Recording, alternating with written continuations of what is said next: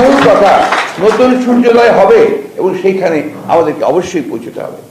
আমরা সংগ্রাম করছি, লড়াই করছি। আমাদের ইতিমধ্যে অনেক অর্জন হয়েছে।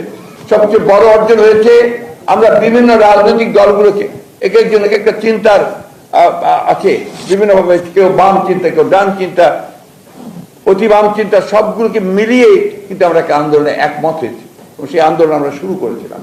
সেই আন্দোলন আমাদের এখনো চলছে এবং সেই আন্দোলন নিঃসন্দেহে আরো বেগবান হবে অতি শীঘ্র।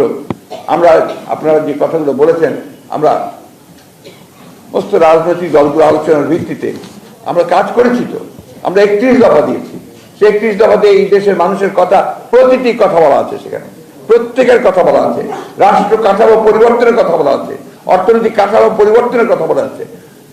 আপনার সবগুলো দিক সেখানে আছে। সেটাও আমাদেরকে প্রচার করতে হবে, জনগণের কাছে সেটাও পৌঁছতে হবে। কিন্তু জনগণ একটা জিনিসের স্থির, তারা এই সরকারকে চায় না। এটা হচ্ছে মূল কথা।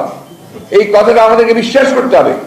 আমরা কি করে সেই জনগণের যে না চাওয়ার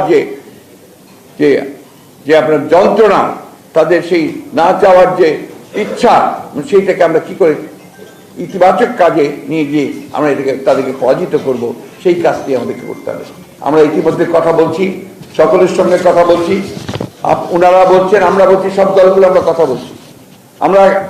আমি আগেই বলছি, এখানে বাম ডান সকলের সঙ্গে আমরা কথা বলেছি এবং অত্যন্ত আনন্দের সঙ্গে আমি বলি যে এই আন্দোলনে কিন্তু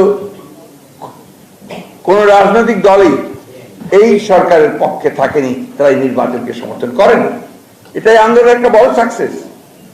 কোন দলই না, যা যে দলই করতে তারা কিন্তু করেনি, একমাত্র জাতীয় পার্টি ছাড়া আর কেউ কিন্তু সেই নির্বাচনে অংশগ্রহণ করেনি, তথাকথিত নির্বাচনে।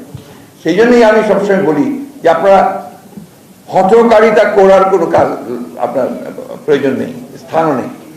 আমরা আবার আলোচনা করে সবাই একমত হয়ে আমরা এই সরকারকে কিভাবে আমরা সরাতে পারি, কিভাবে আমরা গণতন্ত্রকে পুনরুদ্ধার করতে পারি। আমরা কিন্তু এই কথাটা বারবার বলেছি, গণতন্ত্রকে পুনরুদ্ধার। গণতন্ত্র এখানে আছে সেটা আমরা কখনো বলি না। এই গণতন্ত্র নেই, সেটাকে পুনরুদ্ধার করতে হবে, ভোটের অধিকারগুলোকে ফিরিয়ে আনতে হবে এবং আমাদের অন্যান্য যে সমস্ত গণতান্ত্রিক অধিকার আছে সবগুলোকে ফিরিয়ে আনতে হবে। সেই লক্ষ্যে আমরা সংগ্রাম করছি, সেই লক্ষ্যেই আমরা সংগ্রাম করতে থাকবো। আমি আন্তরিকভাবে ধন্যবাদ এবং কৃতজ্ঞতা জানাতে চাই আমাদের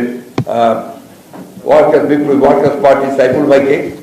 এই সংগ্রামে, এই লড়াইয়ে তিনি অত্যন্ত গুরুত্বপূর্ণ ভূমিকা রাখছেন এবং আমাদের যে ঐক্য সৃষ্টি করার জন্য, অর্থাৎ যুগপৎ আন্দোলন যে আমরা করে যাচ্ছি, সেটাকে আপনার স্থায়ী করার জন্য, সেটাকে আরো দৃঢ় করার জন্য তিনি কাজ করে চলেছেন।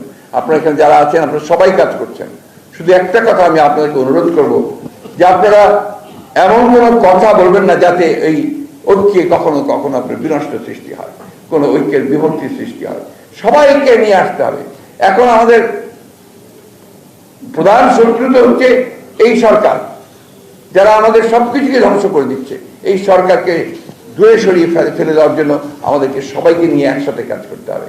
আমরা কাজ শুরু করেছি, আমি বিশ্বাস করি আমরা সেখানে সফল হব। আমি মান্নান সাহেবকে ধন্যবাদ জানাতে চাই, সাকি সাহেবকে ধন্যবাদ জানাতে চাই, আমি আমাদের নুরুল সাহেবকে ধন্যবাদ জানাতে চাই, আমাদের জামাল ভাই আছেন, জামাল হায়দার, আমাদের আখন্দ সাহেব, আজকে সবাইকে এখানে এসে যে কথাগুলো বলেছেন, সুর একটাই, সুর হচ্ছে যে আমরা এই সরকারকে আর দেখতে চাই না, সরকারকে সরিয়ে জনগণের একটা শাসন আমরা প্রতিষ্ঠা করতে চাই, যেন সত্যিকার অর্থেই গণতান্ত্রিক চর্চা থাকবে, গণতান্ত্রিক অধিকারগুলো থাকবে, গণতন্ত্র আমরা প্রতিষ্ঠা করতে সক্ষম হব। আজকের দিনে আমার এই আমাদের বিপ্লবী ওয়ার্কার্স পার্টির এই প্রতিষ্ঠার দিনে, বোধহয় আরো দুদিন পরে আছে প্রতিষ্ঠার দিনটি, প্রতিষ্ঠার সময়টিতে আমাদের এই হচ্ছে আমার আজকে প্রত্যাশা। আসুন আমরা সবাই জনগণের সঙ্গে থেকে, জনগণকে সঙ্গে নিয়ে আমরা সেই লড়াই করি। সেই লড়াইয়ের একটা অনেকেই সাকি সাহেব বলেছেন, আমাদের মান্না সাহেব বলেছেন যে কৌশল তো সবসময় বদলাতে পারে, কিন্তু লক্ষ্য তো আমাদের এক।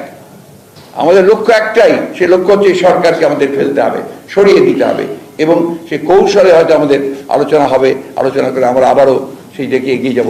আন্দোলন চলছে, এই আন্দোলন চলবে, প্রতি মুহূর্তে আন্দোলন চলছে। এই আন্দোলনকে আমাদেরকে আরো শক্তিশালী করে সামনের দিয়ে, জনগণ তো সম্পৃক্ত আছে, আপনাকে জনগণকে আবার জাগিয়ে তুলতে হবে। এ কথা সত্য যেটা মান্না সাহেব বলেছেন যে তরুণ যুবকদের, আমি আবার সবসময় কথা আবারও বলছি, তরুণ আর যুবকদেরকে এগিয়ে আসতে হবে।